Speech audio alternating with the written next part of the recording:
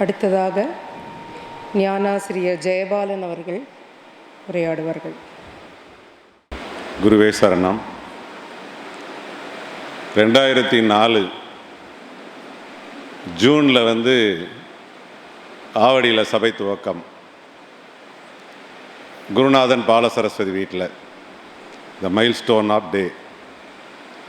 அப்புறம் லக்ஷ்மி முனிசாமி வீட்டில் நடந்தது. என்னுடைய முதல் அனுபவம் அப்படின்னு எனக்கு குரு பதவி கொடுத்துட்டு எனக்கு, குருநாதனுக்கு, முத்துக்கு 3 பேருக்கும் ஒரே நாளில் குரு பதவி கொடுத்துட்டு ஒரு காலையில் 10 மணி இருக்கும் சாமிஜிட்ட வந்து ஃபோன் வந்தது. இன்றைக்கி சாயங்காலம் நீங்கள் ஆவடிக்கு போங்க அப்படின்னு சொன்னார். ஆனால் இது ஒரு அனுபவம் என்னென்னா, அன்றைக்கு தேதிக்கு எனக்கு தொழில் ரீதியான ஒரு பணம் வர வேண்டியது இருந்தது. ஆனால் அதுக்கு முக்கியத்துவம் கொடுப்பேன் அப்படிங்கிற எண்ணத்தில் தான் நான் இருந்தேன். ஆனால் என்னுடைய சாமிஜியோடைய ஒரு வார்த்தை, நீங்கள் ஆவடிக்கு போங்க. ஆனால் அப்போ முனுசாமி வீட்டில் மேலே ஒரு ஓலை கொட்டகை. அந்த கொட்டகையில் நுழையும் பொழுது தான் எனக்கு தர வேண்டிய நபர் ஃபோன் செய்தார். இது ஏன் சொல்கிறேன் அப்படின்னா, ஒரு சொல் குரு சொல் சிறு சொல், அதை நாம் எப்படி எடுத்துக்கிறோம் அப்படிங்கிறது தான். நிறைய சந்தர்ப்பத்தை நான் அசை போடுவேன், நினைவுகள் அசை போடுவேன். காரணம் வாய்ப்புகள். நிறைய வாய்ப்புகள் கிடைக்கும் பொழுது அதோட சந்தர்ப்பங்களை நம்ம தவற விட்டுறோம் அப்படின்றது தான் என்னுடைய இன்றைக்கி இருக்கிற சிந்தனை. சாமிஜிக்கிட்ட நெருங்கி இருக்கிறதுக்கும் அதே சமயத்தில் நிறைய வார்த்தைகளை அசை போடுறதுக்கும் வாய்ப்பு கிடைக்கும் பொழுதும் கூட அவங்களுடைய வார்த்தைகள் அழுத்தம் தராத ஒரு சாதாரண வார்த்தையாக இருக்கும். அந்த வார்த்தைக்கு எத்தனை தூரம் நம்ம முக்கியத்துவம் கொடுக்குறோம் அப்படிங்கிறத இன்றைய வாழ்வில் அசை போட்டு பார்க்குறோம். இது எல்லாருக்கும் கிடைச்ச அனுபவமாக இருக்கும். அது மாதிரி இன்றைய நாளில் அசை போட்டு பார்க்க வேண்டிய நிலையில் நிற்கிறோம். அதற்கப்புறம் பார்த்திங்கன்னா, இன்றைய காலத்தில் நம்ம பகவதி அம்மா வீட்டில் தியானம் நடந்துகிட்ருக்கு. இது மாதிரி எல்லா செயல்களும் இப்போ யதார்த்த துணிவுன்னு சொல்லும்போது பார்த்தா சுந்தரோட ஸ்வேச்சை தான் எனக்கு கவனம் வந்தது. ஏன்னா 2004 நானும் இப்படி தான் பேசியிருந்தேன்னு நினைக்கிறேன் நான். ஏன்னா அன்றைக்கி ஒரு விஷயத்தை எடுத்துக்கிட்டோன்னா ஒரு சாமிஜிகிட்டேருந்து ஒரு வார்த்தை அப்படிங்கிறத யோசிப்போம். அதே மாதிரி ஞானம் அப்படிங்கிறத நான் எப்படி பார்த்தேன் அப்படின்னா, 1939 மதுரையில் ஒரு பிட் நோட்டீஸ் போட்டார் பாருங்க. அந்த யதார்த்த துணிவாக தான் நான் பார்க்குறேன். ஆனால் அந்த உணர்வுங்கிறது தோன்றின இடம் 38 பர்மாவில் அப்படின்னு சொல்லலாம். இந்த உணர்வாக இருப்பது நான் அப்படிங்கிறதுல நமக்கு அசைக்க முடியாத நம்பிக்கை இருந்தாலும் இன்னும் காலங்கள் இருக்குது. இதை எப்படி அசை போட்டு பார்க்குறோம் அப்படின்னா, இப்போ இங்கே இருக்கிற எல்லாருமே நம்ம விதை நெல் மாதிரி. இந்த பிறவியில் நாம் இதை அட்டன் பண்ணிடுறதுக்கு முயற்சிக்கிறோம். இப்போ சந்தியாமா சொன்ன மாதிரி உணர்வு அப்படிங்கிறது புரியுது, அதை பாவிக்கிறோம். ஆனால் எந்த இடத்துல தவற விடுறோம் நாமளே அசை போட்டு பார்க்குறோம். உணர்வாக இருப்பது நான் அப்படின்னு நினைக்கிறேன், ஆனால் உணர்வுலேயே நிலச்சிருக்கேன். இப்போ உணர்வை எப்படி நிலைப்படுத்துகிறேங்கிறதுக்கு ஆராய்ச்சி தான். அது என்ன சொல்கிறாருன்னா, 1000 ஆண்டு வணக்கத்தை விட அரை நிமிட அறிவு ஆராய்ச்சி மேல் அப்படின்றாரு. நான் உணர்வில் இருக்கிறேன், ஆனால் அப்ளிகேஷன் என்னுடைய எந்த சூழ்நிலையில் நான் அதை அப்ளை பண்ணுறேன். அப்படி அப்ளை பண்ணும் பொழுது அதிலிருந்து நான் விடுபடுறேன் அப்படிங்கிறத நான் அனுபவமாக்கிக்கிறேன். அது மாதிரி ஞானோலி மகானுக்கு ஒரு 14 வயசு இருக்கும்போது நெத்தியில் குறுகுறுன்னு இருக்கும் அப்படிங்கிறத அவர் எழுதியிருக்கார். ஆனால் அவருடைய ஒரு புத்தகத்தை வாசிக்கும் பொழுது, ரமணரோட புத்தகத்தை வாசிக்கும் போதுக்கு முன்னாடியே நான் கடவுள் தத்துவ நூல் கிடைச்ச போதும் கூட நான் கடவுள் தத்துவ நூல் அப்படின்றத நான்கிற அகங்காரமாக தான் பார்த்தார். இப்போ நம்மளும் சாதாரணமாக இருக்கும் பொழுது அனுபவம் வராத போது ஆணவம் அகங்காரம் தான் முதல்ல தோன்றுறது, அப்புறம் தான் சித்தம் தோன்றுறது, அப்புறம் தான் மனம் தோன்றுறது, அப்புறம் புத்தி தோன்றுறது. இதை நம்ம சாமிஜி சொல்லி தான்.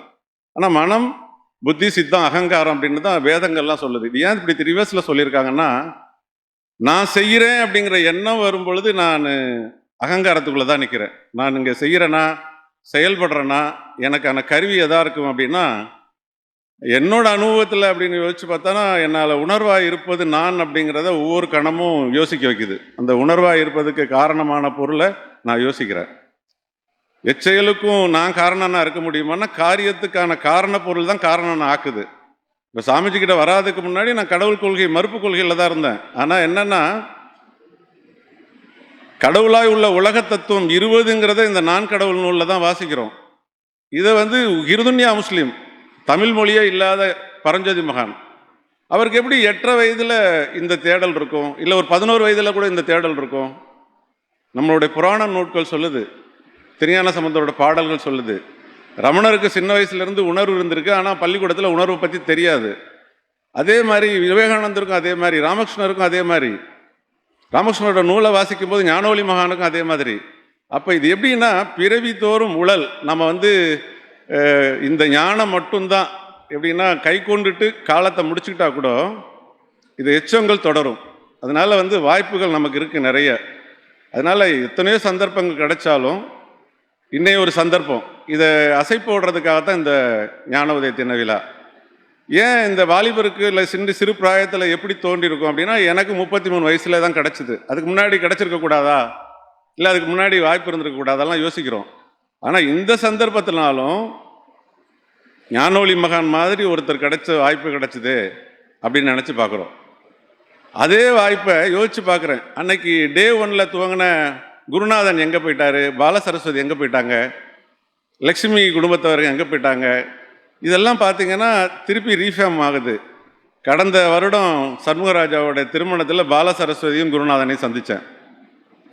அதே மாதிரி பார்த்திங்கன்னா 2004 சென்னை ஆசிரமம் கட்டும் பொழுது அந்த ஃப்ரண்ட்டில் இருக்க ஆர்ச்சை ஒரு பையனை கூப்பிட்டு டிராயிங் பண்ண சொன்னேன். அந்த பையன் டிராயிங் பண்ணி கொடுத்துட்டு போயிட்டாரு. மறுபடியும் லாவண்யா வீடை கட்டுறதுக்கு வரும்பொழுது சந்திக்கிறேன் அவரை. யார் அப்படின்னா நம்ம பகவதி அம்மாவோட பையன் ராஜேஷ். இந்த தொடர்பு எப்படி அப்படின்னு ஆராய்ச்சி பண்ணி பார்க்குறோம். இதுதான் ஞானம். இது காரணம் இல்லாமல் நாம் எல்லாங்க கூடமாக உட்காந்துருக்க போகிறதில்ல, இந்த சம்பவங்கள் நடக்க போகிறதில்ல. இந்த சம்பவத்தில் நாமளும் இந்த ட்ராமாவில் இருக்க மாதிரி அவங்கவுங்களுக்கு தெரிஞ்ச விஷயங்களில் பகிர்ந்துக்கிட்டு இருக்கும்போது ஒரு உற்சாகம் கிடைக்குது. இந்த உற்சாகத்தின் மூலமாக உணர்வுகளை அசை போட்டு நிலைப்படுத்தி கொண்டு வாழ்வின் நோக்கம் நிம்மதி அப்படிங்கிறத விட்டு விலகாத இருக்கிறதுக்குன்னா நமக்கு கிடைச்ச ஒரே கைப்பொருள் உணர்வு தான். இந்த உணர்வை பாவிக்கிறதுக்கு தினம் தினம் பயிற்சி செய்கிறோம். ஆனால் நிறைய பேர் நம்மளை ஏமாற்றிக்கிறோம். என்னென்னா எனக்கு நேரம் இல்லை அப்படின்னு சொல்லி ஏமாற்றிக்கிறோம். நிறைய காலங்கள் எனக்கு ஒரே ஒரு விஷயம் புரியும். ஒரு நாளைக்கு 20 நிமிஷம் நம்ம பாவிக்கிறோமா, இல்லை வாரத்தில் ஒரு நாள் ஒதுக்குறோமா, இல்லை மாதத்தில் ஒரு நாள் ஒதுக்கி கொள்கிறோமா? எதுக்காக ஒதுக்குறோம்? எத்தனையோ வேலைகளுக்கு இடையில தான் ஒதுக்கணும். அப்படி ஒதுக்கிட்டோம்னா நம்மளோட குரு சேவை நிச்சயமாக பலன் தரும். அப்படி பலன் தர்றதுக்கான ஒரே விஷயம் என்னென்னா, ரமணரோடைய ஒரு கூற்று தான், அவனவன் பிராப்த பிரகாரம் அதற்கானவன் ஆங்கிருந்து ஆட்டி வைக்கிறான், என் முயற்சிக்கும் அளவாது என் தடை செய்யலும் இல்லாது ஆகலின் மௌனமாய் இருப்பதே நன்று. முதல் உபதேசம் அவங்க அம்மாவுக்கு சொன்னது இது தான், உலகத்துக்கு சொன்னது இது தான். அதே மாதிரி நம்மளுடைய பரஞ்சோதி மகான் ஐக்கியமாகும்போது நம்மளோட ஞானவழி மகான் வாயிலிருந்து வந்த வார்த்தை, செழிக்கட்டும் விவசாயம், சீர்படட்டும் நிர்வாகம், நிலவட்டும் புன்சிரிப்பு, உலக மக்களின் முகங்களில் வளர்க ஆன்மீகம், வாழ்க வாழ்வாங்கு.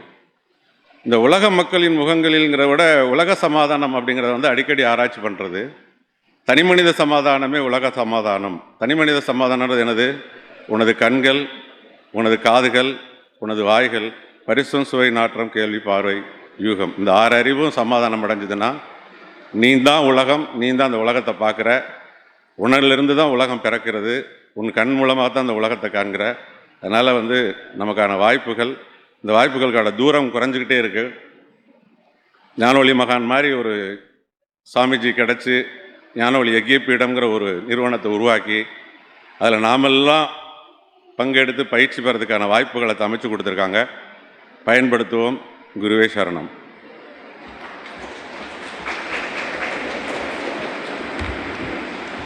ஜெயபால் அண்ணா அவர்கள் ரத்தின சுருக்கமாக ரொம்ப அழகாக அவருடைய உரையை அறிவித்தார். இதில் கவனிக்க வேண்டியது என்னென்னா, அவர் சொல்கிறார் வாய்ப்புகள் கிடைக்கிறது நம்ம பயன்படுத்திக்கலன்னு. ஏன் அப்படின்னு பார்க்கும்போது, நம்ம எதிர் ஒரு நெகட்டிவான ஒரு சூழல் இருந்தால் மனசு அப்படியே தொய்வடைஞ்சு ட்ரை பண்ணுறதையே விட்டுடுறோம். ஆனால் அந்த இடத்துல தான் நம்ம கொஞ்சம் நிதானித்து நாம் செய்ய வேண்டியதை கற்றுக்கணும் அப்படிங்கிறத கற்றுட்டு போயிட்டே இருந்தோன்னா தானாக ரெடி ஆகும் பொழுது வாய்ப்பு அமையும். அதை நம்ம பயன்படுத்தக்கூடிய நம்ம சந்தர்ப்பமும் கிடைக்கும். ஆக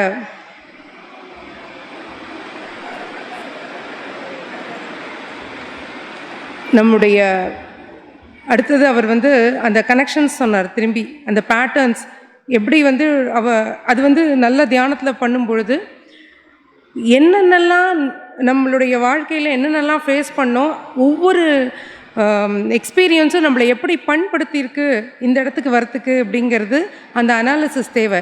எவ்ரிடே நாம் இன்றைக்கி என்னென்னலாம் பண்ணோம், எங்கேருந்து நமக்கு தொய்வுன்றது எவ்ரிடே நம்ம அதை அனலைஸ் பண்ணால் தான் ப்ராக்ரஸும் கிடைக்கும்.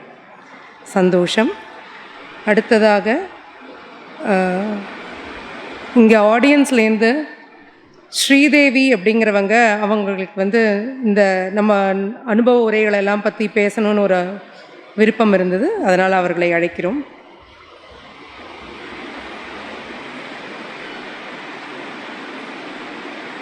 எல்லாருக்கும் வணக்கம். நான் இது வரைக்கும் நிறைய இது மாதிரி பேசினதே இல்லை. இந்த ஃபஸ்ட் டைம் இந்த ப்ரோக்ராம்க்கு வந்திருக்கேன். வந்து ஞானோதய தின விழான்னு ஜெயசுதான்றவங்க ஒரு 10 வருஷமாக எனக்கு சொல்லின்னு இருக்காங்க. ஆனால் நானும் ஸ்கூல் நடத்துகிறேன், டீச்சரு, ஃபேமிலி. ஸோ இந்த பிஸியில் என்னால் வர முடிஞ்சது இல்லை. இப்போது கரெக்டாக லாஸ்ட் இயர் எல்லா ஸ்கூல் எல்லா விஷயத்தையும் கொஞ்சம் எனக்கு பிரேக் வேணும்னு என் ஹஸ்பண்ட், நீ ரெஸ்ட் எடுக்கணும், பொண்ணு பாரு. ஸோ அந்த விஷயத்தில் நான் குருன்னு எனக்கு ரொம்ப பிடிக்கும். ராகவேந்திர சுவாமி ரொம்ப மெடிடேட்டு எனக்கு தெரியாமையே நான் டெய்லி பண்ணின்னு இருக்கேன். சும்மா சைலண்ட்டாக நிறைய ஹெல்ப்பு, யாருக்கெல்லாம் கஷ்டமோ முதல்ல போய் நிற்பேன். ஆனால் எனக்கு கஷ்டம் வரும்போது யார் இருக்கான்னு எனக்கு தெரியல. ஆனால் இன்றைக்கி நான் இங்கே வரணுன்றது மேபி அவர் போன்னு சொல்கிறாரோ இல்லை அவங்க சொன்னது 2 நாளைக்கு முன்னாடி யோசித்தேன். சரி இது எப்படி இருக்கும், என்ன இருக்கோ தெரியாது, ஜஸ்ட்டு வரலாம், பார்க்கலாம், மெடிடேஷனை கற்றுக்கலாம், அவ்வளோதான். ஜஸ்ட்டு மேடம் சொன்னது எனக்கு ரொம்ப பிடிச்சிருந்துச்சி. சந்தியா மேடம் இந்த 11:11 அதை ரீசண்டாக நான் ஒரு 1 இயராக ஏதாவது மூலிமா பார்த்துனே இருக்கேன். அப்போ நான் நினைப்பேன் ஏதோ ஒரு மேஜிக்கோ இல்லை ஸ்பிரிச்சுவலோ இல்லை கடவுளோ, எனக்கு முருகர் பிடிக்கும். ஸோ அது சொல்லும் போது என் மைண்டில் வந்தது, இது இங்கே வர்றதுக்காக தான் அந்த நம்பரை நான் ரிப்பீட்டடாக பார்த்தனோ. ஸோ அவர் சொன்ன மாதிரி அவர் பேர் என்ன, ஜெயபாலன் சார். இந்த சான்ஸ் வந்து எப்போவுமே தானாலாம் வராது, நாம்பளாக க்ரியேட் பண்ணணும். அந்த சான்ஸை க்ரியேட் பண்ண என்ன அவர் இங்கே அனுப்பிச்சிருக்காரு. அந்த சான்ஸாக நான் இங்கே வந்திருக்கேன். அவங்க கொஞ்சமாக பேசணும்னு சொன்னாங்க. நிறைய பேரோட இது மைண்டில் இருக்குது. சுந்தர் சார் சொன்னது ரொம்ப பிடிச்சிருந்துச்சி எனக்கு. இந்த 42 இயர்ஸ் 102 அப்படி பார்த்தா நான் ஒரு 1 டே குழந்தை பிறந்திருக்கேன் இன்றைக்கி. மேபி அவர் 102, நான் ஃபஸ்ட்டு டே. மேபி கனெக்ஷன் இதுதான். எங்கே யார் மூலியமாக வரோன்றது தெரியாது. ரஜினிகாந்த் பிடிக்கும், அவருடைய ரீசண்டாக இந்த சான்ஸுன்ற நான் ஒரு யூடியூபரும் கூட. ஸோ இப்போ நான் இதை எடுத்தேன் வீடியோ, இதை நான் என்னோடய யூடியூப்பில் போட்டும் போது எனக்கு தெரியாத மாதிரி நிறைய பேருக்கு தெரியாமல் இருக்கும். அவங்கெல்லாம் இதை பார்க்கும்போது மேபி நான் ஒரு சின்ன ஸ்டோனோ ஏதாவது வச்சுக்கோங்க, அப்படியா நான் இருக்கேன்னு நினைக்கிறேன். நன்றி, அவ்வளோதான். எனக்கு தெரிஞ்சதை நான் பேசுகிறேன் நார்மலாக. ஓகேங்க, நான் பெங்களூர்லேருந்து வந்திருக்கேன். Okay, thank you all. ஜெயசுதாக்கு எல்லாம் இங்கே இருக்க பெரியவங்களுக்கு மெயினாக அவர் அது எதுக்கு காலியாக இருக்குன்னு கேட்டேன். என் மைண்டில் தோணுச்சு அதில் அவர் உட்காந்துன்னு இருப்பாருன்னு. அவங்க அதே சொன்னாங்க, அங்கே தான் இருப்பார் எனக்கு தெரியுதுன்னு. எனக்கு தெரியல, மேபி தெரியலாம். இது ஒரு ஃபஸ்ட்டு டே ஃபஸ்ட் எக்ஸ்பீரியன்ஸ். நான் பேசினதுக்கு அவர் தான் காரணம், நான் வந்ததுக்கும் அவர் தான் காரணம். இதில் நீங்கள்லாம் எனக்கு ஒரு அம்மா அப்பா மாதிரி. ஓகே, நான் குழந்தை இப்போது. Thank you all.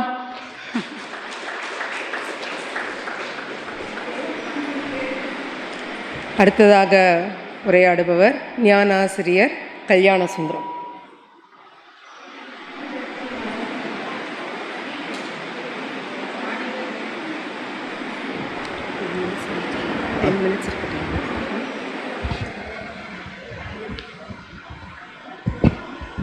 சந்தோஷம். குருவே சரணம். சக ஞானாசிரியர்களுக்கும் சக மெய்யுணர்வாளர்கள் அனைவருக்கும் என்னுடைய சந்தோஷத்தை தெரிவித்துக் கொள்கிறேன். இங்கே பேசினவங்கெல்லாம் சொன்னாங்க அவங்களுடைய அனுபவத்தை. திருக்குறளில் ஒரு குறள் ஒன்று, எல்லாருக்கும் எல்லாம் நிகழ்பவை எஞ்ஞான்றும் வல்லறிதன் வேந்தன் தொழில். அவரவர்களுடைய அனுபவத்தை நீங்கள் உங்களுடைய அந்த சத்சங்கத்திலே தெரிந்து கொள்ளுங்கள். எல்லாருக்கும் எல்லாம் நிகழ்பவை தான், எல்லாம் நிகழ்ந்து கொண்டே தான் இருக்கிறது. அதை வல்லறிதல் வேந்தன் தொழில், அந்த வல்லறிதல் அப்படிங்கிறது வேந்தன் அப்படிங்கிறத சுவாமிஜி அவர்கள் சாதகன் அப்படிங்கிறாங்க அந்த வேந்தனை. அப்படி உங்களுடைய அனுபவங்களை எல்லாம் நாம் இங்கே அவருக்கு காணிக்கையாக சமர்ப்பிக்கப்பட்டு இருக்கிறோம். ஞான உதய தின விழா இங்கே மேடம் சொல்லும் பொழுது புதுசாக வந்திருக்க 1 மாத குழந்தைன்னாங்க. மகான் சொல்கிறாரு, ஞானமில்லா வித்தில்லை, ஞானமில்லா ஜீவன் இல்லை. ஞானம்ங்கிறது எல்லா இடத்துலையும் எல்லாத்துலேயும் சாஸ்வதமாக இருந்து கொண்டே தான் இருக்கிறது. ஸ்ரீ அருணகிரிநாதர் சொல்கிறார், கரவா வகை கல்வி உளார் கடை சென்று மெய்ப்பொருள் ஈகுவையோ அப்படிங்கிறார். கரவா வகை கல்வியுடையார் கடை சென்று இரவா வகை மெய்ப்பொருள் ஈகுவையோ அப்படிங்கிறார். இன்னொரு இடத்துல சொல்கிறாரு, அந்த மெய்ப்பொருளை எனக்கு உபதேசம் பண்ண மாட்டியா அப்படின்னு ரொம்ப அழகாக கந்தர் அனுபவத்தில் கேட்குறார். இந்த ஞானம் அப்படிங்கிறது எல்லா இடத்துலையும் இருந்துகிட்டு இருக்கிறதா இருக்குது, மறைபொருளாக இருக்கிறது. கரவா வகை, அதாவது அந்த காலத்தில் அதை ஒரு மறைபொருளாக வைத்து கொண்டிருந்தார்கள் ஞானம் அடைந்தவர்கள். அதை எனக்கு ஈகுவையோ அப்படின்னு போய் முருகப்பெருமான்கிட்ட கேட்குறாராம், எனக்கு கொடுக்க மாட்டியா அப்படின்னு. ஆனால் நமக்கு மகான் அவர்களுடைய கருணா கடாட்சத்தினாலே, சுவாமிஜியினுடைய கருணா கடாட்சத்தினாலே நமக்கு மிக பாக்கியமாக கிடைத்து கொண்டிருக்கிறது. ஏன்? நம்மளுடைய ஏங்கிய ஏக்கம், அது நாம் ஏங்கிய ஏக்கத்தினுடைய விளைவு. அருளை தேடி அலைந்து குருவை அடைந்து கனல் அறிந்து நுனி அறிந்து நோக்கறிந்து நுண்ணில் புக அறிந்து புகுந்து நோக்க நுண்ணிய நோக்கமும் நுண்பெரும் ஏக்கம்தான் ஏங்கியது என்று அறிவீர் அப்படிங்கிறார். உன்னுடைய ஏக்கங்கள் தான் அங்கே கொண்டு வருகிறது. ஞானம் அடைய வேண்டும், ஒரு ஜீவனுக்கும் ஞானம் இருந்து கொண்டே தான் இருக்கிறது. ஞானம் அடைய வேண்டும் என்கின்ற அந்த வஸ்து இருந்து கொண்டே தான் இருக்கின்றது. அப்படி ஞானம் அடைய வேண்டும் அப்படிங்கிறதுக்கான இனிஷியேட்டிவ் நம்ம எடுக்கும் பொழுது, அப்போது நமக்கு குருமார்கள் நமக்கு உதவி செய்து கொண்டே இருக்கிறார்கள், குருமகான் வந்து கொண்டே இருக்கிறார்கள் அவர்கள். அப்போ பேசும்பொழுது சொன்னாங்க, அந்த பரம்பொருளாக இருக்கக்கூடியவன் எப்படி இருக்கிறான், ஆதி பரஞ்சோதி எப்படி இருக்கிறது, மெய்ப்பொருள் எப்படி இருக்கிறது, முத்திக்கு வித்தாகும் முன்னமே பழையுள்ள ஆதியாய் உள்ள மெய் உணர்வு அப்படிங்கிறார். அந்த மெய் உணர்வு எப்படி இருக்கிறது, மௌனமாக இருந்து கொண்டே இருக்கிறது, மெய் உணர்வான். அந்த மெய் உணர்வு தான் ஞானம். ஞானம் வேறல்ல, குரு வேறல்ல, கடவுள் வேறல்ல, உணர்வு வேறல்ல. ஞானமே உயர்வு, உணர்வே உயர்வு, உணர்வை உணர்வது உங்களின் அறிவு. அந்த உணர்வாக இருந்து கொண்டே தான் இருக்கின்றோம். சதா சர்வ காலம் நாம் உணர்வே தான் இருந்து கொண்டிருக்கிறோம். நாம் சாப்பிட்ற போதும் சரி, தூங்கும் போதும் சரி, ஏதோ ஒன்று நம்மளை வழிநடத்தி கொண்டே தான் இருக்கிறது. அந்த உணர்வு சதையை கொண்டே தான் இருக்கிறது. அந்த பகவான் ரமண மகரிஷி சொல்கிறாரு, இந்த ஞானம் அடைவதற்கு எனக்கு என்னடா வேணும், அருணாச்சல ரமண மாலை சொல்கிறாரு. என்ன சொல்கிறாரு, அருணாச்சலா, என்னுடைய அருணாச்சலம் அகம் என நினைப்பவர் அகந்தையை வேறறுப்பாய் அருணாச்சலா. என்னுடைய நான் என்கின்ற, நான் தனியாக பிரித்து வந்திருக்கேன் இல்லையா, அந்த நான்கிறது வஸ்து கிடையாது. நானும் ஒன்றை சேர்ந்தவன் தான், நீயும் நானும் வேற இல்லை. தானே தானே தத்துவம், இதை தானே தானே காட்டுவாய் அருணாச்சலா அப்படிங்கிறார். இப்படி ஒன்றொன்றும் ஞானமாக இருந்து கொண்டே தான் இருக்கிறது. இப்போ பகவான் ரமண மகரிஷி உள்ளது 40 ஒரு பாட்டு பாடுறாரு. என்ன அப்படின்னா, உள்ளது அல்ல உள்ளுணர்வு, உள்ளதோ உள்ள பொருள், உள்ளதல உள்ளத்தில் உள்ளதாய் உள்ளவன், உள்ளத்தில் உள்ள பொருள் உள்ளலவன், உள்ளதோ உள்ள பொருள் உள்ளபடி உள்ளத்தில் உள்ள பொருள் அப்படின்னு ஒரு இது பாடுறாரு அவர். அந்த பாட்டு சில விஷயங்கள் மறந்துருக்கலாம். ஆனால் அது வஸ்து என்ன அப்படின்னா, உள்ளது அல்லது உள்ள பொருள். கடவுளை தவிர்த்து வேறு ஒரு பொருள் இருக்கான்னா இல்லை. அதுதான் சொல்கிறார், உள்ளதல்ல உள்ள பொருள். ஒரு பொருள் வேறே இல்லை. அது எப்படி நீ உணர முடியும், உன்னுடைய உணர்வாகத்தான் உணர முடியும். அந்த உணர்வு என்ற ஞானத்தால் மட்டுமே தான் அதை உணர முடியும். அப்படி ஞானம் நமக்கு கிடைத்து கொண்டே தான் இருக்கிறது. இங்கே இந்த போர்டில் பார்த்தீங்கன்னா நமக்கு தெரியும், வாரீர் வருவீர் அப்படின்னு இருக்கும். மகானவர்கள் எல்லா இடத்துலையுமே இருப்பார், வாரீர் வருவீர் அப்படிங்கிறது இருக்கும். என்ன, நீ வருவ, வாரீர் உங்களெல்லாம் கூப்பிட்டுட்டேன், கண்டிப்பாக வருவீர், ஒரு நாள் இல்லைன்னா ஒரு நாள் நீங்கள் வந்து தான் ஆகணும். ஏன்னா ஞானம் என்கின்ற வஸ்து அது உங்கள்கிட்ட இருந்து தானே இருக்குது, அது இருந்து கொண்டே தான் இருக்கிறது, அது வழிநடத்தி கொண்டே தான் இருக்கிறது. அதனால தான் சொன்னார், வாரீர், கூப்பிட்டுட்டேன், வருவீர். எப்படி போகிறோம், பார்க்குறோம், பீடத்தை பார்க்குறோம், பரஞ்சோதி ஞான ஒளி யஜ்ய பீடம் அப்படின்னு போட்டிருக்கோம். இந்த ஊர் நடத்துகிறாங்களே அப்படின்னு சொல்லிட்டு நமக்கு அந்த உள்ளுணர்வானது நமக்கு காமித்து கொண்டே தான் இருக்கிறோம், இந்த ஞானம் காமித்து கொண்டே தான் இருக்கிறோம். எப்படி மகான் அவர்களுக்கு அந்த ஒரு சொல் சிறு சொல் குரு சொல் என்பது போல அந்த முதியவர்களுடைய வார்த்தையிலிருந்து அதனை கடந்த ஆண்டவனை காண்ட வேண்டும் என்கின்ற அந்த சொல் அவருக்கு அந்த உதித்தது. அங்கே அவருக்கு ஞானம் உதயமாயிற்று. இப்படி சுவாமிஜி அவர்களுக்கு காட்டிக் கொடுத்தது. மகானவர்களை தேடி அலைந்தார்கள், குருமார்களை தேடி அலைந்தார்கள், அங்கே அவர்களுக்கு ஞானம் கிட்டியது. ஞானம் என்பது சாஸ்வதமாக உள்ளது, அது எப்பொழுதும் யாண்டும் எங்கும் இறந்தே இருக்கிறது. அதனால தான் சொன்னார் பகவான் தாயுமானவர் சொல்கிறார், ஒரு பாட்டு பாடுறார், இருகை யானையை ஒத்து இருந்த என் உள்ள கிடங்கை யான் கண்டிலேன், கண்டது எவ்வனமே கிற்கிலேன் கிற்பன் உண்ணவே அப்படிங்கிறார். வருகை என்று பணித்தனை அப்படிங்கிறார், வருக என்று பணித்தனை, ஆனால் நான் என்ன பண்ணிட்டு இருக்கிறேன், கிற்கிலேன் கிற்பன் உண்ணவேங்கிறார். தமோ குணத்தில் நான் இருந்து கொண்டே தான் இருக்கிறேன், கிற்கிலேன் கிற்பன் உண்ணவே, நான் தமோ குணத்தில் இருந்து கொண்டே தான் இருக்கிறேன், ஆனால் நீ என்னை வான்னு சொல்லிட்ட, நான் எப்படி இது பண்ணுறது? அப்போது வருகை என்று பணித்தனி, அப்போ வந்து நீ கூப்பிட்டுட்ட, ஆனால் என்னுடைய ஞானம் அங்கே இருக்கிறது, அந்த தமோகுணத்திலே நான் இருந்து கொண்டே தான் இருக்கிறேன், ஆனால் எனக்கு அந்த ஞானத்தை நீ கொடுக்க மாட்டாயா அப்படிங்கிற மாதிரி ஒவ்வொரு பாடல்கள்லையும் தாய்மானவர்கள் சுவாமி பராபர கண்ணில் அந்த மாதிரி அழகாக படைக்கிறாங்க. இங்கே நமக்கு சொல்லக்கூடியது மாற்று பிறந்த நன்னாள் அப்படிங்கிறதா சொன்னாங்க. இதுவும் நாம் எல்லாமே ஒரு மாற்று பிறந்த நன்னாள் தான்.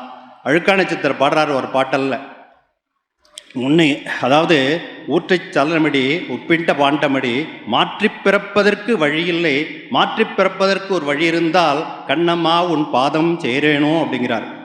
ஏன் மாற்றி பிறப்பதற்கு ஒரு வழி என்ன? திரும்ப போய் ஜனனம் பண்ண முடியுமா? கருவாசலில் புகுவார். அதாவது குருவை அடைந்தோர் கசுவாரில் புக வேண்டிய அவசியம் இல்லை, மரண பயம் இல்லை. எப்பொழுது மரண பயம் இருக்கிறது? எப்பொழுதெல்லாம் பிறக்கின்றோமோ அப்பொழுதெல்லாம் நமக்கு அந்த பயம் வந்து கொண்டு தான் இருக்கிறது. அந்த வகையிலே மாற்றி பிறப்பதற்கெல்லாம் நமக்கு ஒரு வாய்ப்பாக இந்த ஞான உதய நன்னாள் நமக்கு மகானவர்கள் வழங்கியிருக்கிறார்கள். அந்த வகையிலே இந்த விழாவினை மத்திய பீடமும் மாவடிபம் நடந்து கொடுத்து சிறப்பாக நடத்தி கொண்டிருக்கிறார்கள். எல்லோருக்கும் எனக்கு சந்தோஷத்தை தெரிவித்து கொள்கிறேன். குருவே சரணம். வாழ்க வாழ்வாங்க. ஜேஷ்ட பிராதா சமப்பிதாக அப்படிம்பாங்க. அப்படி நம்ம பரஞ்சோதியினுடைய வம்சத்தில் மூத்த சகோதரராக இருக்கக்கூடியது நம்முடைய ஞானாசிரியர் டிஎஸ் பாலசுப்ரமணியா அவர்கள். இன்னொரு பெருமை என்னன்னா, மகானுடைய நேரடியாக தரிசனம் செய்தவர், அவருடைய ஸ்பரிசம் அவருக்கு கிடைச்சிருக்கு. மகானுடைய இருந்து அனுபவங்கள்லாம் அவருக்கு நிரம்ப இருக்குது. அதனால் இந்த நேரத்தில் நம்முடைய ஞானாசிரியர் அவர்களை மகான்கிட்ட அவர் இருந்த சில அனுபவங்களையும் இந்த ஞான உதயத்திற்கு ஏன் இவ்வளோ முக்கியத்துவம் அப்படிங்கிறதையும் சில மணித்துணிகள் நம்மளோட பகிர்ந்து கொள்ளுமாறு உங்கள் சார்பில் அன்போடு கேட்டுக்கொள்கிறேன். சந்தோஷம்.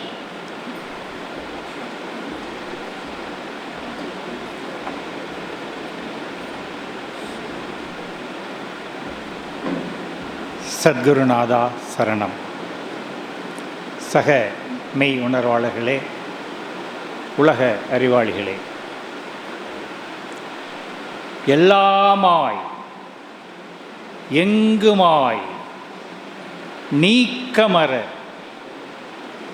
மெய் உணர்வான பரிபூரண பரஞ்சோதியாக நிறைந்துவிட்ட அந்த ஜெகத் மகாகுரு ஞானவள்ளல் தத்துவ தவ ஞானி பரஞ்சோதி மகானவர்களின் ஞான உதய தினம். இந்த கலந்துரையாடலிலும் பேச்சிலும் ஏன் இந்த நவம்பர் 11 ஞான உதய தினமாக கொண்டாடி வருகின்றோம் என்பதை உங்களுக்கு விளக்கியிருப்பார்கள். காரணம் இல்லாமல் காரியம் இல்லை. ஞானம் உதயமாவதற்கு காரணமான இந்த நாளை நவம்பர் 11 ஞான உதய தினம் என்று பெயரிட்டது மகானவர்கள். மகானவருடைய காலத்திலே 2 விழாக்கள் தான் கொண்டாடப்பட்டன. ஒன்று அவர்கள் ஜெயந்தி நாள் மே 2, மற்றொன்று இந்த ஞான உதய தினம். இதற்கு அவர்கள் எப்போது பெயரிட்டார்கள்? ஞானம் அடைந்த பிறகு இந்த காரணமான தினத்தை ஞான உதயம் என்று பெயரிட்டார்கள். 7/1/1938 தன் குருநாதரிடம் குண்டலினி தீட்சையை பெற்ற காரணத்தினால் எந்த கடவுளை காண வேண்டும் என்ற ஏக்கத்தோடு பாடுபட்டார்களோ அந்த கடவுளாகவே தான் இருப்பதை அறிந்து கொண்ட அந்த ஞானம் அடைந்த தினத்தை கூட அவர்கள் ஞான உதய தினம் என்று பெயரிடவில்லை. அதற்கு காரணமான தினத்தை தான் ஞான உதய தினம் என்று அவர்களே பெயரிட்டு கொண்டாடினார்கள். 7/1/1938 அவர்கள் தீட்சை பெற்றது எனக்கு சிறப்பாக தெரியவில்லை என்று அவர்களே கூறியிருக்கின்றார்கள். எந்த நேரத்திலும் நெற்றியில் மந்திர ஜபங்களையும் தன்னுடைய பெயரையே மந்திரமாக கொண்டு நெற்றியிலே அவர்கள் தியானித்து வந்த காரணத்தினால் இந்த நெற்றிக்கண் உபதேசம் அவர்களுக்கு புதிதாக தோன்றவில்லை என்று சொல்லுகின்றார். அதே போல அவர் தீட்சை பெற்று 1938க்கு 8 ஆண்டுகள் முன்பு 1930வது ஆண்டிலே அவர்கள் தீட்சை பெற்ற ரங்கூன் நகரிலே இருந்து 1400 மைல் தள்ளி இருக்கக்கூடிய இந்தியாவிலே சிவகாசியிலே அவர்கள் கனவிலே இரவு 2:15 மணி என்று அந்த மணி கூட அப்படியே குறிப்பிட்டு எழுதியிருக்கின்றார்கள். அந்த நேரத்தில் அவர்கள் கனவில் கண்ட அதே குருவின் உபதேசம், அதே குதிரை மைதானம், அதே சம்பவங்கள் அப்படியே நிகழ்ந்திருக்கிறதை எண்ணி நான் உடல் புல்லரித்து போனேன் என்று சொல்லுகின்றார்கள். ஆகவே அவர்கள் தீட்சை பெற்றதை அவர்கள் வித்தியாசமாக உணர முடியவில்லை என்று சொல்லுகின்றார்கள். அவர்களுடைய கடவுளை காண வேண்டும் என்ற அந்த ஏக்கம், பசி, பல யுக நாள் பசி, அந்த காரணத்தினாலே தான் பல யுகங்களாக அவர்கள் கொண்டிருந்த அந்த நாட்டம் அதற்கு காரணமாக அமைந்த தினத்தை தான் அவர்கள் ஞான உதய தினம் என்று பெயரிட்டார்கள். அதுவும் அந்த விழா மிக விமரிசையாக கொண்டாடப்பட்ட காரணத்தால் தான் அவர்கள் அந்த விழாவுக்கு காரணம் என்ன என்று கேட்க வைத்தது. இந்த ஞான உதயத்திற்கு பிள்ளையார் சொல்லி போட்டது அந்த வெகு விமரிசையாக கொண்டாடப்பட்ட காரணம்தான். அதிலிருந்து ஆரம்பித்து தான் ஏன் விமரிசையாக கொண்டாட வேண்டும்? நம்ம எல்லாம் ஆளக்கூடிய வல்லரசன், அவனுடைய முடிசூட்டு விழா அல்லவா, அவனுக்கு நாம் மரியாதை கொடுத்து வணங்க வேண்டும் என்று ஆரம்பித்து கடவுளை பார்க்கலாம் என்று ஒரு முதியவர் சொன்னதும் பார்த்தே ஆக வேண்டும் என்று ஒரு வைராகியம், ஒரு ஏக்கம் உதித்ததும் என்ன சொல்லுகின்றார்? என்னுள்ளே பக்தி மிக தீவிரமாக ஏற்பட்டு அதன் காரணமாக தொழுதேன், ஜெபித்தேன் என்று சொல்லுகின்றார்.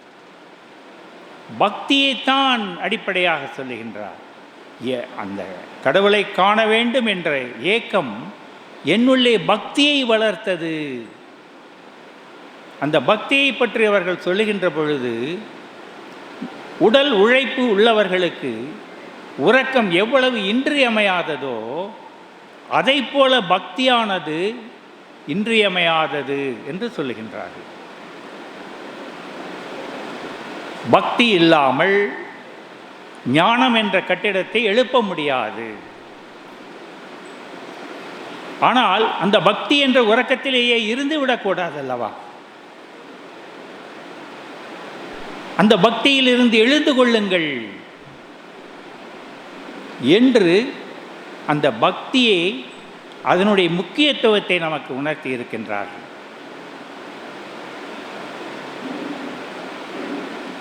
அவர்கள் எத்தனையோ பாடுபட்டுத்தான் இந்த 27 ஆண்டுகள் இருக்கின்றதே. 1911 கடவுளை காண வேண்டும் என்ற ஏக்கம் பிறந்ததில் இருந்து 1938 அவர்கள் தீட்சை பெற்று தான் கடவுளாக இருக்கக்கூடிய தன்னிலை அடைந்தது வரை அந்த 27 ஆண்டுகளிலே அவர்கள் செய்ததுதான் தவம் என்று நம் ஞானவள்ளி சுவாமினி அவர்கள் நமக்கு உணர்த்தி இருக்கின்றார்கள்.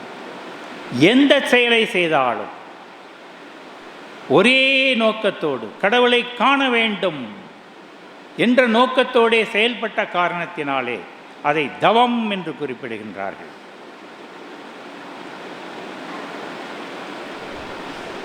அவர்கள் தனியாக இந்த உலகம் பூரா ஆப்பிரிக்கா ரஷ்யாவை தவிர பயணித்து தான் பெற்ற இன்பம் இந்த வையகம் பெற வேண்டும் என்ற பெரும் நோக்கத்தோடு கருணையினாலே எந்த விதமான வேறுபாடும் கருதாமல் நாட்டமுடைய அத்தனை பேருக்கும் இந்த தீட்சையை வாரி வழங்கிய காரணத்தினாலே ஞானவள்ளல் என்று போற்றப்படுகின்றார்கள். மிக எளிமையான வாழ்க்கை வாழ்ந்தவர்கள். உயர் உணவு விரும்ப மாட்டார்கள், உயர் உடை விரும்ப மாட்டார்கள், உலக புகழை விரும்ப மாட்டார்கள், உடல் சுகத்தை விரும்பவில்லை. அப்படிப்பட்டவர்கள் ஜெகத் மகாகுரு என்று போற்றப்படுகிறார்கள் என்றால் இந்த குண்டலினி தீட்சையை பெறுவதற்கு அந்த காலத்திலே எவ்வளவு பேருக்கு அந்த வாய்ப்பு கிடைத்தது. இன்றைக்கு நாமெல்லாம் பரஞ்சோதி பரம்பரையிலே இணைந்திருக்கிறோம் என்றால் அவருடைய கருணையினாலே தான் சுவாமிஜி மூலியமாக நாமெல்லாம் இன்றைக்கு பரஞ்சோதி பரம்பரையிலே இணைந்திருக்கின்றோம். யுகங்கள் தோறும் தர்மம் எப்பொழுதெல்லாம் மலினமடைகின்றதோ அப்பொழுதெல்லாம் அந்த தர்மத்தை நிலைநாட்டுவதற்காக அவதாரங்கள் எடுக்கின்றார்கள். இந்த பரம்பொருள் ஞானிகளாக அவதாரம் எடுத்து வந்து தர்மத்தை நமக்கு போதிக்கின்றார்கள். இவர் அப்படி என்ன தர்மத்தை நிலைநாட்டுவதற்காக வந்திருக்கின்றார் என்றால் எல்லா மனிதர்களிடமும் கடவுளாகக்கூடிய தன்மை இருக்கின்றது. குண்டலினியை எழுப்பாமல் யாரும் இதுவரை ஞானம் அடைந்ததுமில்லை, முக்தி அடைந்ததுமில்லை, அடையவும் முடியாது. எனவே இந்த குண்டலினி சக்தியை எல்லோருக்கும் நான் வாரி வழங்குவேன். இதை இல்லறத்தில் இருந்து கொண்டே நடத்தலாம், இல்லறம் ஒரு தடை அல்ல என்று சொன்னது மட்டுமல்ல, வாழ்ந்து காட்டியவர். அவரும் சரி, அவர் வழிவந்த அவருடைய பிரதம சீடரான நம்முடைய சுவாமிஜி அவர்களும் இல்லறம் ஞானம் அடைவதற்கோ முக்தி அடைவதற்கோ ஒரு தடைக்கல் அல்ல என்று வாழ்ந்து காட்டியவர்கள். உடல் சுகமெல்லாம் இல்லறம், மூளையின் நிம்மதி, அனுபவ அறிவால் ஏற்பட்ட மூளையின் நிம்மதிதான் துறவரம். இல்லறமின்றி துறவரம் இல்லை, துறவரமன்றி இல்லறம் இல்லை. கடமையை ஆற்றிக்கொண்டே இல்லறத்தில் இருந்து கொண்டே ஞானமும் முக்தியும் அடைய முடியும், பெண்களாலும் அடைய முடியும் என்று அவர்களுக்கும் முக்கியத்துவம் கொடுத்தவர் நம்முடைய பரஞ்சோதி மகானவர்கள். இந்த பிரபஞ்சம் பரிணமித்த விதத்தை 20 தத்துவங்களிலே வடித்து கொடுத்திருக்கின்றார்கள். அந்த காலத்திலே குண்டலினி தீட்சையை வழங்கிய முறையே வேறாக இருந்தது. இவர்கள் அடைந்த அந்த தீட்சை முறையும் வேறாக இருந்தது. அதையெல்லாம் முறைப்படுத்தி எப்படி அமர்ந்து தியானத்தை தீட்சையை வாங்கி கொள்ள வேண்டும் என்பதையெல்லாம் வரையறுத்து எளிமைப்படுத்தி கொடுத்திருக்கின்றார்கள். அதிலே உடல் உபாதைகளை நீக்குவதற்காக இறங்குபடி என்ற ஒரு நிலையை அவர்களாக கண்டுபிடித்து தன் உடம்பையே ஒரு பரிசோதனை கூடமாக கொண்டு அதை கண்டுபிடித்து நமக்கு அருளி இருக்கின்றார்கள். அது மட்டுமல்ல, சுத்தி என்ற மூன்றாவது படியும் கூட அவருக்கு வழங்கப்படவில்லை. அவருக்கு மட்டுமல்ல, அந்த காலத்திலே குண்டலினி தீட்சையை பெற்றவர்கள் எல்லோருக்கும் சுத்தி என்று தனியாக ஒரு தீட்சை வழங்கப்படவில்லை. நெற்றிக்கண்ணையே கூர்ந்து கவனி, அது உச்சியிலும் உணர்வு தெரியும் என்றுதான் விட்டுவிட்டார்கள்.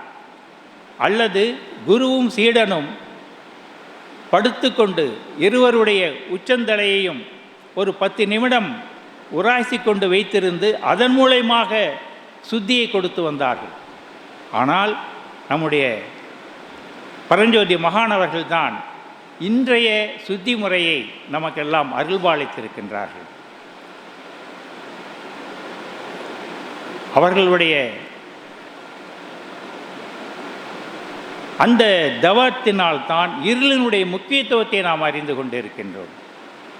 இருளையும் பரிபூரணம் என்று சொல்லலாம், எல்லாமாக பரிணமித்துள்ள ஆதியையும் பரிபூரணம் என்று சொல்லலாம் என்று இருளினுடைய முக்கியத்துவத்தை முழுமையாக நமக்கு அறிவித்தவர் பரஞ்சோதி மகானவர்கள்.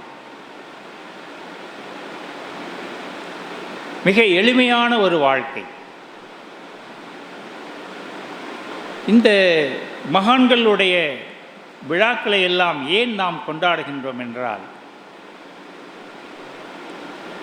பூர்வீக மகான்களுடைய ஞாபகத்தை பக்தியோடு வளர்க்காத நாட்டிலே, பூர்வீக மகான்களுடைய ஞாபகத்தை பக்தியோடு வளர்க்காத நாட்டிலே ஞானம் விளைவதற்கு வாய்ப்பில்லை.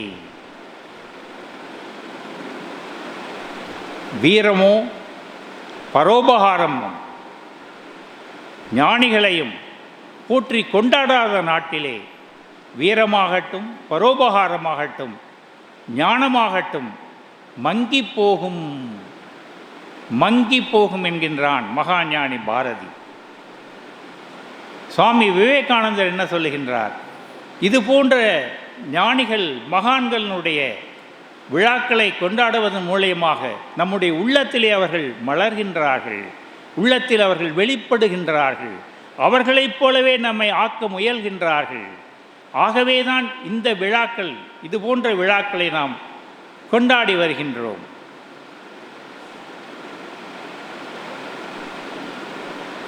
மகானவர்கள்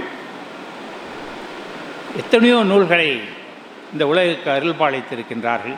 அதையெல்லாம் ஒன்றாக இணைத்து நம்முடைய சுவாமிஜி போன்றவர்கள் நான் கடவுள் என்ற வேத நூலை பொதுமக்களுக்காக அருளியிருக்கின்றார்கள்.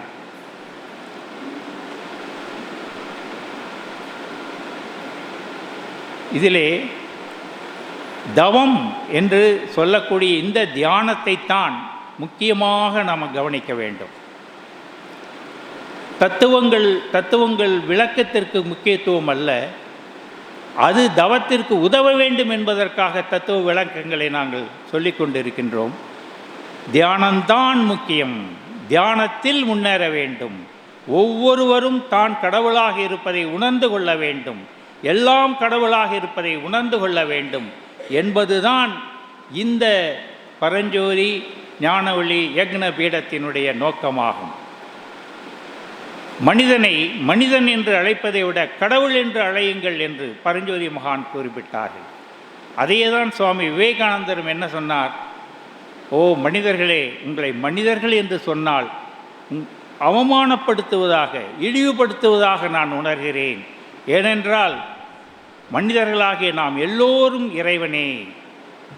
அந்த சத்தியம் ஒன்றுதான், அந்த ஏகன் ஒருவன்தான் எல்லாமாக பரிணமித்திருக்கின்றான், மனிதனாக இறுதி பரிமாணத்தை அடைந்திருக்கின்றான்.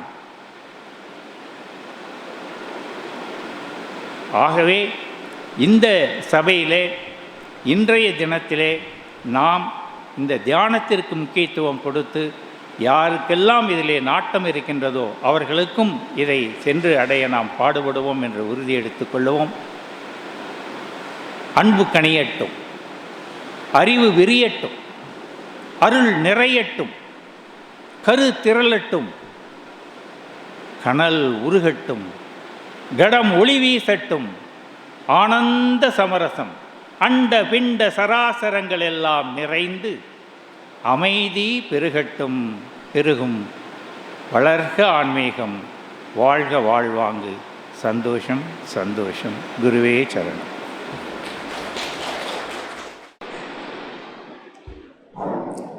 குருவே சரணம். ஞான உதய தின விழா நிகழ்ச்சிகள்லாம் நம்ம சிறப்பாக நடந்து கொண்டே இருக்கிறது. அதோடு கூட நம்முடைய ஆற்றலையும் பெருக்கக்கூடிய அளவுக்கு இந்த நிகழ்ச்சியெல்லாம் நடந்திருக்கு. ஒரு 3 மணி நேரம் ஒரு இடத்துல உட்கார வைக்கிறது அப்படிங்கிறது அவ்வளோ சுலபமான விஷயம் அல்ல. ஆனால் ஏதோ ஒரு ஆற்றல் நம்மளையும் மீறி இந்த இடத்துல நம்மளை எல்லாரையும் உட்கார வச்சு நமக்குள்ளார ஒரு ஆனந்தத்தை கொடுத்து நம்ம மூளையும் சாந்தப்படுத்தி இருக்கு. அது மாத்திரம் இல்லாமல் நமக்கு உள்ளுணர்வு கொடுத்து நம்முடைய ஒவ்வொரு அணுக்களையும் அதை டியூன் பண்ணி வச்சுருக்கு. நமக்கு தெரியாமல் நடந்திருக்கு. எப்படி ஒரு ஆப்பிளை சாப்பிடும்போது அதனுடைய ருச்சி நமக்கு தெரியும், ஆனால் அந்த சத்து ரத்தத்தோடு கலந்துவிடும். அதே போல் இந்த இடத்துல நாம் ஒரு 3 மணி நேரம் இருந்திருக்கோம். ஞானாசிரியர்கள் ஏற்கனவே அனுபவம் வாய்ந்த இந்த எல்லாரோடையும் சேர்ந்து இருக்கும் பொழுது இங்கே இருக்கக்கூடிய அணுக்கள் எல்லாம் அதை டியூன் ஆகி அந்த ரெசிப்டிவாக அதை கேட்கக்கூடிய அவர்களுடைய பின்மூலையிலையும் போய் அது என்ன பண்ணுன்னா அதை போய் ஸ்டோர் ஆகும். அவ்வளோ வல்லமை வாய்ந்தது இந்த தியானத்தினுடைய வேல்யூ. அப்படிப்பட்ட ஒரு ஞானத்தை நமக்கு ஜெகத்முகா குரு அவர்கள் போதித்து அவருடைய ஞான வாரிசான ஞான ஒளி மகான் மூலமாக நமக்கு இது கிடைச்சிருக்கிறது. அந்த விதத்தில் நாம் எல்லாம் பாக்கியசாலிகள் தான். இந்த அறிவிப்புகளில் ஞானிகள் ஸ்தூலத்தில் இருக்கும் பொழுது தங்களுடைய கருத்துக்கள் எல்லாமே இந்த ஈத்தரில் பதிவு பண்ணிடுவாங்க. எப்படி ஒரு பேரண்ட் தன்னுடைய குழந்தைகளுக்கு ஒரு சொத்தை எழுதி வைக்கிறாரோ, அதே போல் ஞானிகள் தங்களுடைய கருத்துக்களை இந்த பிரபஞ்சம்ங்கிற ஆகாயத்தில் ரெக்கார்ட் பண்ணி வச்சுருப்பாங்க. அதோடு நம்ம டியூன் பண்ண வேண்டியதான் நம்ம வேலை. அதற்கு ஒரு அப்பர் சுவாமிகள் அழகாக ஒரு பாட்டு கொடுக்குறார். பாலில் படு நெய்யினன் விறகில் தீபோல் மாமணி சோதியன் மறைய நின்றுளன் உறவுகோல் நட்டு உணர்வு கயிற்றினால் முருக வாங்கி கடைய முன்னிற்பன்கிறார். எப்படி இருக்கா அந்த மாமணி சோதியன்னா, பாலில் படு நெய்யினன், பாலில் இருக்கிற நெய் போல இருக்கிறான். அப்போ அந்த நெய் வேணும்னா என்ன செய்யணும்? பாலை காய்ச்சணும். அந்த காய்ச்சாத பாலில் நெய் வருமா? அப்போ என்ன செய்கிறோம்? அந்த பாலை பக்குவப்படுத்துகிறோம். அப்போ அந்த பக்குவப்படுத்தக்கூடியது தான் பக்தி. உடல் சுகாதாரமாக இருக்கிறதுக்கும் நல்வழியில் வாழ்வதற்கும் ஒற்றுமை அன்பு இதெல்லாம் தெரிஞ்சு கொள்வதற்கும் அந்த உறவுகோல் நட்டு உணர்வு கயிற்றினால் முருக வாங்கி கடைய. கொஞ்சம் ஞானாசிரியர் சொன்ன போல் முதல்ல அந்த பக்திங்கிற உறவுகோல் நடனம் அவனோட. நாம் பல பிறவிகள் அந்த உறவுகோல் நட்டு இருக்கோம் அப்படிங்கிறதுக்கு அத்தாட்சி இந்த பிறவிகளில் நமக்கு ஞானம்ங்கிற உணர்வு கிடைத்திருக்கிறது. அது நமக்கு தெரியாது. அதெல்லாம் ஈத்தரில் ரெக்கார்ட் பண்ணி வச்சிருக்கக்கூடிய விளைவு இன்றைக்கு நமக்கு அந்த உணர்வாக கிடைத்திருக்கிறது. அப்போ அந்த உறவுகோல் நட்டு உணர்வு கயிற்றினால் முருக வாங்கி கடைய. எப்படி அந்த பாலில் மறைஞ்சிருக்கக்கூடிய வெண்ணெய் தானாகவே திரண்டு முன் நிற்கிறதோ, அந்த வெண்ணெயை காய்ச்சும் போது நெய் உண்டாகிறதோ, ஒரு நாளில் கெட்டு போகக்கூடிய பாலில் பல வருடங்கள் இருக்கக்கூடிய நெய் சத்து நிறைந்ததாக இருக்கிறதோ, அதே போல் தோன்றி மறையக்கூடிய இந்த மார்டல் பாடியில் மறையக்கூடிய இந்த சரீரத்தில் மாறாத சத்திய பொருளாக ஒன்று இருக்கிறது. அதுதான் அதை அடையக்கூடிய மார்க்கம் ஞானம். அதை தான் சொல்கிறாரு, உறவுகோல் நட்டு உணர்வு கயிற்றினால் முருக வாங்கி கடை. அப்போ அந்த உணர்வு நம்மகிட்ட எப்படிடா இருக்குது? அந்த ஞானம் எப்படி இருக்குன்னா உணர்வாக இருக்கிறது. அப்போ அந்த உணர்ச்சிகள் எல்லாம் திரண்டு ஆகும்பொழுது என்ன ஆகிறது? இந்த அறிவின் பெருக்கத்தில் அந்த ஞானம் நமக்கு கிடைக்கும் பொழுது என்ன ஆகிறது? ஆண்டவனை பற்றிய அறிவு நமக்கு கிடைக்கிறது. அப்போ அவனோட உறவுகோல் வைக்கும்போது என்ன ஆகிறது என்று சொன்னால், அனைத்து பிறவிகளிலும் வந்திருக்கக்கூடிய பரிணாமத்தினுடைய நிறைவாக இருக்கக்கூடிய மனிதன் ஆண்டவனாகி போகவதோ ஆண்டனை அறியவோ முடியும். எப்படி? அந்த ஞானம் என்ற நெற்றிக்கண் உணர்வினால் அடைய முடியும். அந்த ஒரு உணர்வு அவரை மகனாக இருந்தவரை மகானாக பரிணமிக்க செய்தது. அதை நன்றி செய்வதற்காக என்ன பண்ணுறாருன்னா, தன்னுடைய பிறந்த நாளை கூட 2ஆம் பட்சமாக வைத்துவிட்டு அவர் எந்த ஒரு ஏக்கம் அவரை மகானாக பரிணமிக்க வைத்தது மாத்திரமல்ல, அதை மற்றவர்களுக்கு கொடுக்கக்கூடிய வல்லமையும் கொடுத்ததோ, அந்த நாளை நினைவு கூறுவதற்கு ஞான உதயம் அப்படின்னு வச்சார். 11/11/1911. அந்த ஏக்கம் வரவில்லை என்று சொன்னால் அந்த அளவுக்கு உயர்ந்திருக்க முடியாது. மக்களுக்கு எடுத்து சொல்லக்கூடிய அந்த பெரும் சேவை அவருக்கு கிடைத்திருக்கிறார். அந்த நாளை நன்றி கூடக்கூடிய நாளாக வைத்திருந்திருக்கிறார். அதனால் அந்த விதத்தில் நாம் எல்லாரும் பாக்கியசாலிகள். அந்த பாக்கியத்தை பெற்றிருக்கக்கூடிய, இன்னும் பெறக்கூடிய விருப்பம் இருக்கவர்களும் இங்கே இருக்கக்கூடிய உணர்வாளரை கேட்டு அந்த பாக்கியத்தை பெற வேண்டும் என்று சொல்லி மக்களுக்கும் இதை எடுத்து சொல்ல வேண்டும். அடுத்ததாக நம்ம மகான் அவர்கள் சுவாமிக்கு அருளிய அந்த உள்சிவமனை பயிற்சி அப்படிங்கிறது ஜனவரி 2, 3, 4 நம்முடைய கலாபீடத்தில் சுவாமி வீட்டில் இருக்கக்கூடிய அந்த கலாபீடத்தில் நடக்குது. அந்த பயிற்சியில் 3 உபதேசம் வாங்கி இருக்கக்கூடிய அனைவரும் இந்த பயிற்சியில் பங்கு கொள்ள வேண்டும். அந்த பயிற்சியின் மூலமாக என்ன பண்ண முடியும் அப்படின்னா, உணர்வு மாறாமல் இருக்கக்கூடிய நிலை நமக்கு கிடைக்கும். எந்த நேரமும் உணர்வோடு இருக்கக்கூடிய ஒரு உயர்நிலை நமக்கு, நம்ம ஞானாசிரியர் சந்தியா சொன்ன மாதிரி ஒரு எலவேஷன் வேணும் என்று சொன்னால் அந்த பயிற்சி அது சுவாமிஜிக்கு மகான் அவர்கள் போதித்ததை 1982 நமக்கு மகான் சுவாமிஜி அவர்கள் போதித்திருக்கிறார்கள். அதனால் சிறந்த ஞானாசிரியர்கள் பயிற்சி மூலமாக நமக்கு போதிப்பார்கள்.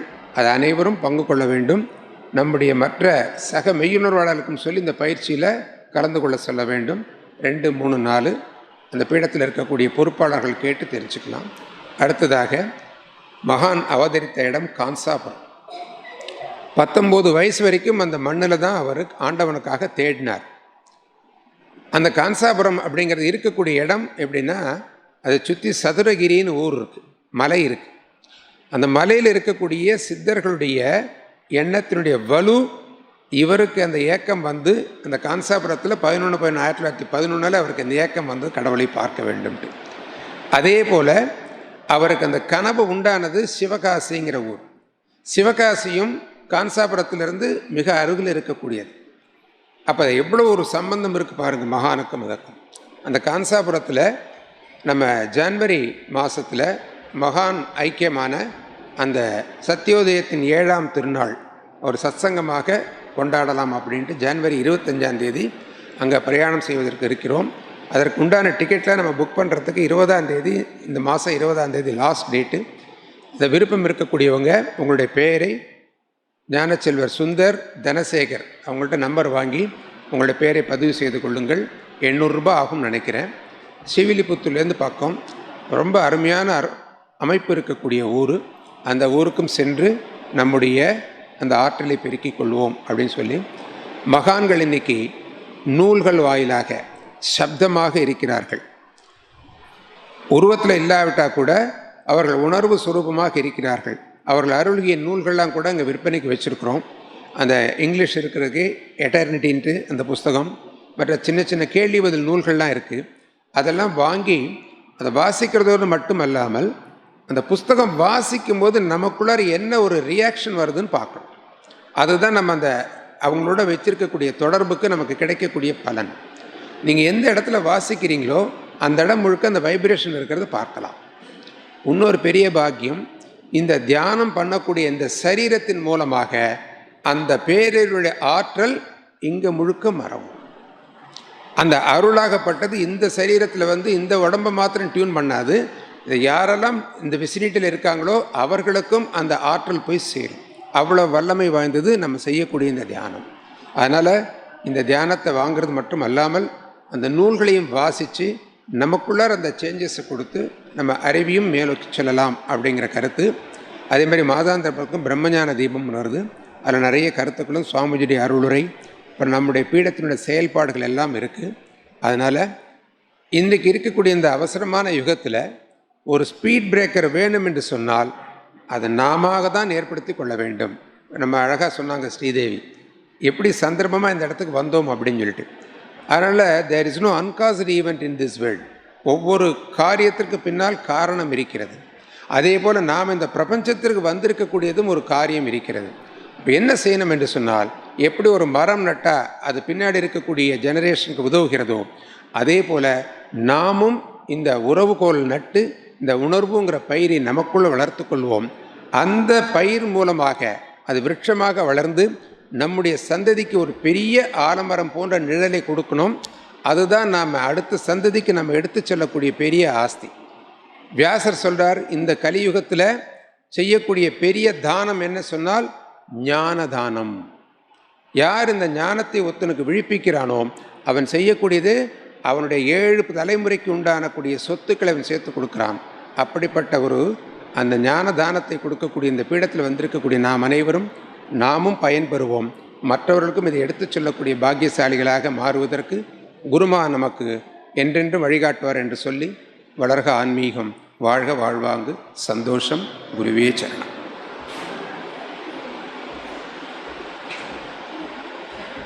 விழாவின் இறுதி பகுதியாக, நிறைவு பகுதியாக சந்தோஷ உரை வழங்க வருகிறார் ஞானச்செல்வி சந்திரிகா மோகன். சந்தோஷம். விழாவின் நிறைவு அப்படின்னு சொல்லியிருக்காங்க. ஆனால் என்னை பொறுத்த வரைக்கும் ஞானோதய தின விழாவின் ஆரம்பம் இப்போ தான்.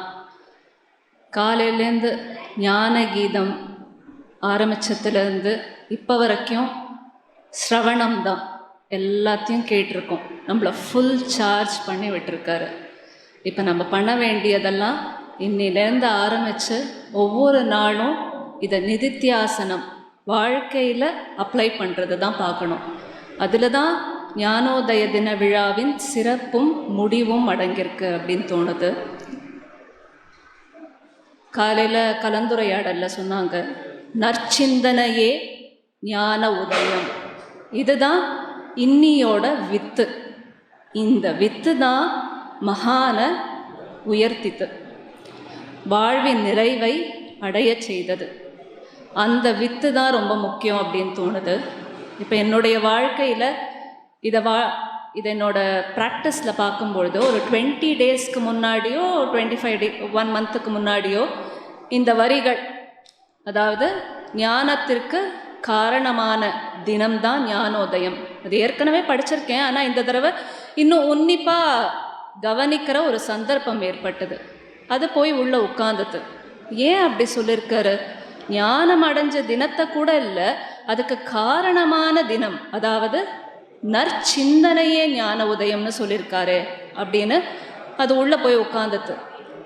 அப்போ இது என்னவா இருக்கும் அப்படின்னு யோசித்தேன். வண்டியில் போயிட்டே இருக்கேன். காலையில் எழுந்து ஆஸ் யூஷுவல் பையனை எழுப்பணும், கத்திக்கிட்டே தான் எழுப்புவோம். அது ஒரு தாட்டு. அடுத்தது வண்டியில் போயிட்டே இருக்கேன். ரொம்ப டிராஃபிக்கான ஏரியா தான் அது. ஸோ பையனை கூட்டிகிட்டு வரும்பொழுது அந்த டிராஃபிக்கில் போகும்பொழுது, என்னது இது ஒரே டிராஃபிக்காக இருக்குது, இது எப்போவுமே நடக்கிறது தான். அந்த டிராஃபிக்கில் போகும்பொழுதே ஒரு சிந்தனை வரும், அடாடா இதில் போகணுமா, இப்படி இருக்கே அப்படி இருக்கே அப்படின்ற ஒரு தாட், ரெஸ்ட்லெஸ் தாட் வந்துகிட்டே இருக்கும். இந்த மாதிரி யாராவது ஒருத்தர் சொல்கிறாங்களா, இந்த மாதிரி ஒரு ஏன் இப்படி சொல்கிறாங்க, அவங்க மட்டும் ஏன் சொல்கிறாங்க, ஏன் இவங்க எப்படி இருக்காங்க அப்படின்ற ரெஸ்ட்லெஸ் தாட்ஸ்லாம் போயிட்டே இருக்கும். அப்படி போகும்பொழுது அன்றைக்கி ஒரு பாஸ் ஏற்பட்டது. ஹெவி டிராஃபிக் இருக்க தானே இருக்குது, எதுக்கு இன்றைக்கி இதை பற்றி நினைக்கிற, நற்சிந்தனை ஞான உதயம் அப்படின்ற அந்த தாட் வருது. ஆமாம், தேவையில்லாத சிந்தனைக்கு இடம் கொடுக்க வேண்டாம் அப்படின்னு நான் போகிறேன். அன்றைக்கி நடந்த முழு விஷயங்களுக்கும் பாஸ், ஸ்டாப் பண்ணு, அவங்க அப்படி எப்பவுமே தானே இருக்காங்க, இது ஏன் நினைக்கிற இப்போ, நற்சிந்தனையே ஞான உதயம் அப்படின்னு அந்த தாட் திருப்பி திருப்பி திருப்பி திருப்பி வருது. ஆமாம், நம்ம தேவையில்லாத சிந்தனைகளுக்கு இடம் கொடுத்தா நம்மளுடைய லைஃப் ஒரு பெரிய பேப்பர் மாதிரி. எந்த விஷயம் ஆக்சுவலாக நம்மளை கஷ்டப்படுத்துறது அப்படின்னு பார்த்தோன்னா, இந்த மாதிரி குட்டி குட்டியாக இருக்கிற அந்த எண்ணங்கள், ரெஸ்ட்லெஸ் எண்ணங்கள், அது நம்ம அந்த பேப்பரை எண்ட்ஸில் கிழிச்சிட்டே நம்மளுடைய வாழ்க்கையை சாப்பிட்ற மாதிரி இருக்குது. அப்போ நான் முடிவெடுத்தேன், என்றைக்குமே நற்சிந்தனைனா அப்போ என்ன, நல்ல தாட்ஸை சிந்திச்சுக்கிட்டே இருக்கணுமா அப்படின்னா, அதுக்கு தான் பரஞ்சோதி மகான் நம்ம குரு அழகாக சொல்லியிருக்க, நற்சிந்தனை என்பது உணர்வு மட்டும்தான். அப்போ ஒருத்தருக்கு நல்லதுன்றது படுறது இன்னொருத்தருக்கு தேவையில்லாததாக அமையும். ஒருத்தருக்கு பழம் மட்டுமே நல்லதுன்னு சொல்லுவாங்க, ஆனால் அதே பழம் பிபி இருக்கிறவங்களுக்கு சரியாக ஒத்து வராது. ஸோ அப்போ நற்சிந்தனைன்னு சொல்லும் பொழுது உணர்வோடு இருக்கிறது, சைலண்ட் கம்யூனியன், அது இருந்தால் மட்டுமே போதும், வாழ்க்கையில் சுபிக்ஷமாக இருக்கலாம் அப்படின்றது தான் அன்றாட வாழ்க்கையில் நான் ப்ராக்டிஸ் பண்ணுறதுல தெரியறது. அண்டு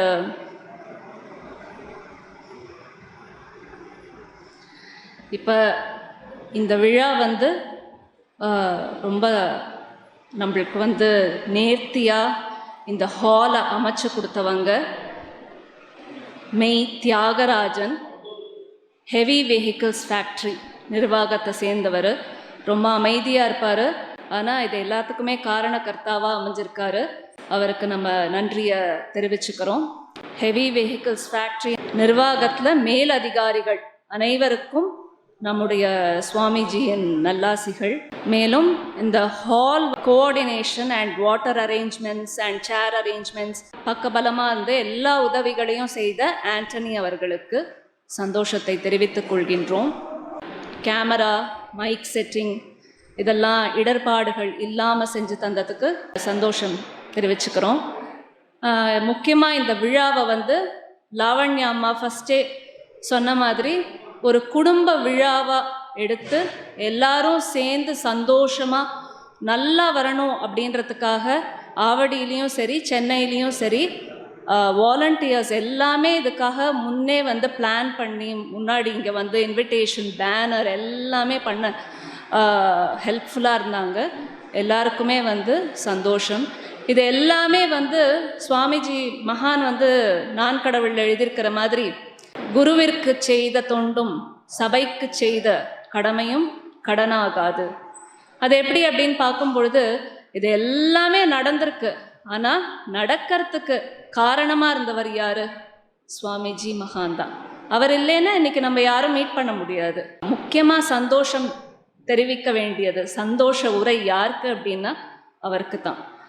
நம்மளுடைய வாழ்க்கையில் இந்த ஹெவி டிராஃபிக் ஜாம் அப்படின்ற அந்த எண்ணத்தில் சிக்கிக்காமல் அந்த ரெகுலேட்டரை உணர்வை பிடிச்சிட்டோன்னா அந்த ஹெவி டிராஃபிக் ஜாம்லேருந்து நம்ம தப்பிச்சுக்கலாம் அப்படின்றத தான் இன்னைக்கு நம்ம தெரிஞ்சுக்கலாம். சந்தோஷம். ஒரு பொது பிரார்த்தனையோட நிறைவுபடுத்திக்கலாம். எல்லாம் நல்லா நிமிர்ந்து உட்காருங்க. குருவே சரணம். உலக மக்களிடையே இருக்கக்கூடிய சுயநல வெறியும் பகைமை உணர்வும் பூண்டோடு அழிந்து ஒழிந்து எரிந்து சாம்பலாக வேண்டுமென்றும் மக்களெல்லாம் அன்பாக ஒற்றுமையாக ஆரோக்கியமாக ஆனந்தமாக வாழ்வாங்க வாழ வேண்டும் என்ற எங்களுடைய இந்த பிரார்த்தனையை எங்கும் நிறைந்த சத்குருநாதா தங்களின் இணையடி திருவடிகளில் சாஷ்டாங்கமாக நமஸ்கரித்து சமர்ப்பித்துக் கொள்கிறோம். வளர்க ஆன்மீகம், வாழ்க வாழ்வாங்கு. சந்தோஷம் சந்தோஷம். எல்லாருக்கும் பிரசாதம் ரெடியாக இருக்குது, சாப்பிட்டு நிறைவு செய்துமாறு கேட்டுக்கொள்கிறோம். குருவே சரணம். சந்தோஷம். எங்கள் சுவாசம் காகும்